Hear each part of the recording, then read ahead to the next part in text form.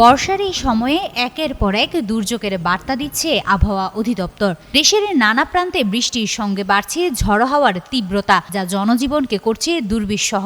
এবারে দেশের 4 জেলার নদীবন্দর এলাকায় ঘন্টায় সর্বোচ্চ 60 কিলোমিটার বেগে ঝড় ও বজ্রবৃষ্টির পূর্বাভাস দিয়েছে আবহাওয়া অধিদপ্তর। শুক্রবার দুপুরে 1টা পর্যন্ত অভ্যন্তরীণ নদীবন্দরগুলোর জন্য দেওয়া এক সতর্ক বার্তায় জানানো হয়, বরিশাল, পটুয়াখালী, নোয়াখালী এবং কুমিল্লা জেলার উপর দিয়ে দক্ষিণ বা দক্ষিণ পূর্ব দিক থেকে ঘন্টায় 45 থেকে 60 কিলোমিটার বেগে অস্থায়ীভাবে দমকা অথবা ঝড়ো হাওয়া বয়ে যেতে পারে। সেই সঙ্গে হতে পারে বৃষ্টি বা বজ্রবৃষ্টি।